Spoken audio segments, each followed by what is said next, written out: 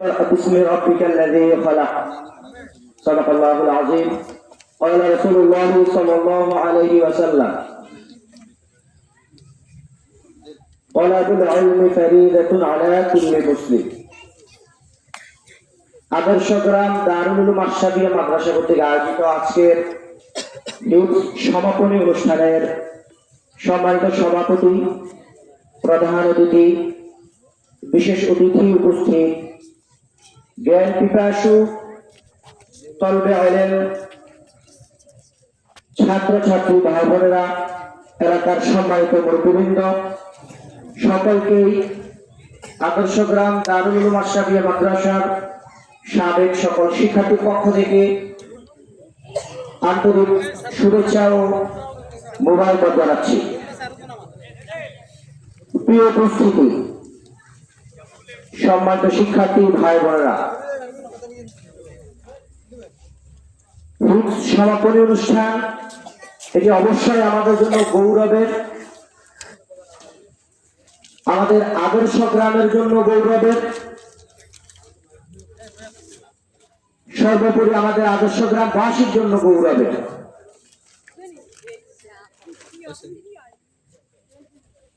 পবিত্র কুরআনুল কারীমের 30 পারা যার সিনার ভিতরে আছে,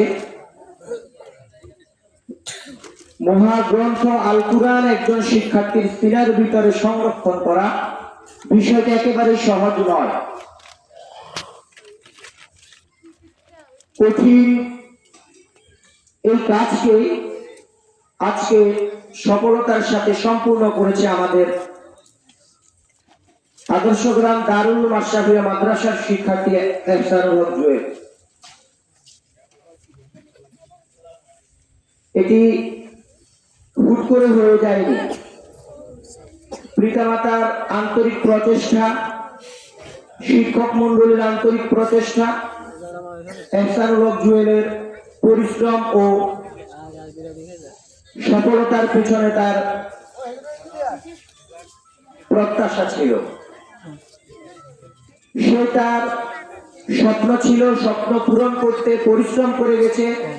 রাত 3টায় উঠে তেলাওয়াত শুরু করেছে, সারাদিন পড়েছে। দীর্ঘ পরিশ্রমের পর সে আজ সফল হয়েছে। আজকে আমার সামনে যারা বসে আছে তাদেরকে নিয়েও যারা আগামীতে আদর্শগ্রাম দারুল উলুম আশরাফিয়া মাদ্রাসা এই ধরনের প্রোগ্রাম করতে পারে, আরো বড় পরিসরের প্রোগ্রাম করতে পারে, সেজন্য আমাদের সামনে যে অভিভাবক বৃন্দ বসে আছে, আপনাদের আন্তরিক প্রচেষ্টা হচ্ছে, আন্তরিকতা হচ্ছে কাম্য। অভিভাবক বৃন্দ যদি চেষ্টা করে যে আমি আমার সন্তানকে আজকের অনুষ্ঠানে আমি দেখে যাচ্ছি এহসানুল হক জুয়েল আজকে হাফেজ হয়েছে, তাকে ফুলের মালা দেওয়া হবে, তার জন্য বিশাল অনুষ্ঠান করা হয়েছে, বিশাল কর্মযজ্ঞ আজকে সারাদিন চলেছে। আমি যদি এরকম গর্বিত পিতা হতে চাই, আমি যদি গর্বিত দাদা হতে চাই, নানা হতে চাই, আমাকে আমার সন্তানকে, আমাকে আমার নাতিকে মাদ্রাসায় ভর্তি করতে হবে।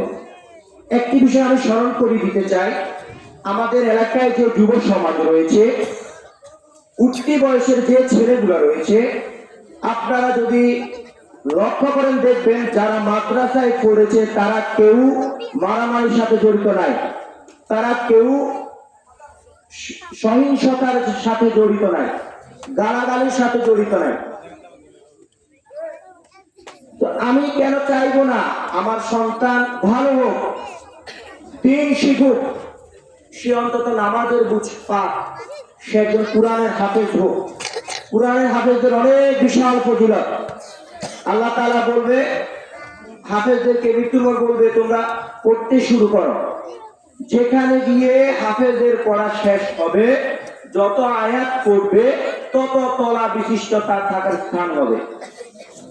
কত বড় ফজিলত! শুধু হাফেজকে এটা দিবে, হাফেজদের পিতা মাতাকে আল্লাহ তাআলা নূরের টুপি পরাবে। আমরা কেন এই সম্মান থেকে বঞ্চিত হব? আমার সামনে যে শিক্ষার্থীরা বসে আছে, তোমরা কি আমার কথা শুনতেছ? তোমাদের কার কার স্বপ্ন আছে আমি হাফেজ হব? ইনশাআল্লাহ আওয়াজ হতে হবে ইনশাআল্লাহ। আগামীতে আমাকে নিয়ে এরকম একটা প্রোগ্রাম হবে ইনশাআল্লাহ।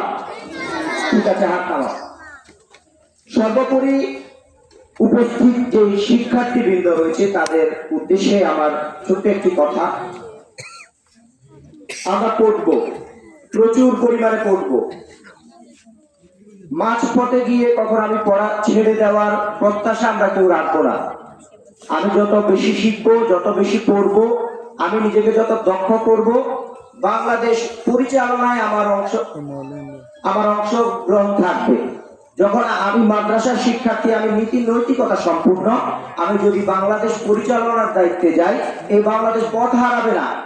এই বাংলাদেশ আদর্শ বাংলাদেশ হিসেবে প্রতিষ্ঠা হবে, ঠিক না? তাই আমাদের সকলকে মাঝপথে গিয়ে পড়াশোনা ছেড়ে দিয়ে ভিন্ন পথে যাওয়া চলবে না। আমাদের পড়তে হবে, জানতে হবে, এই বাংলাদেশের দায়িত্ব নিতে হবে ইনশাআল্লাহ। সর্বোপরি উপস্থিত সকলকে আন্তরিক ধন্যবাদ জানিয়ে, এই প্রোগ্রাম উপস্থিত হওয়ার জন্য শিক্ষার্থীদের ধন্যবাদ জানিয়ে, এহসানুল হক জুয়েলের প্রতি আন্তরিক শুভকামনা জানিয়ে আমার বক্তব্য শেষ করছি। জুয়েল দ্বিতীয় শ্রেণীতে আমার কাছে পড়েছে, প্রথম শ্রেণীতে আমার কাছে পড়েছে, আমার স্পষ্ট মনে আছে। আজকে সেই জুয়েল হাফেজ হয়েছে, সেটি আমার শিক্ষকতা জীবনের শুরুর দিকের ছাত্র জুয়েল। আজকে আমার কাছে এটি গর্বের, পাশাপাশি এই এলাকার জন্য গর্বের, মাদ্রাসার জন্য গর্বের। আমরা চাই আমাদের সকল শিক্ষার্থীদেরকে নিয়ে গর্ব করতে। ধন্যবাদ সবাইকে। আসসালামু আলাইকুম ওয়া রাহমাতুল্লাহ।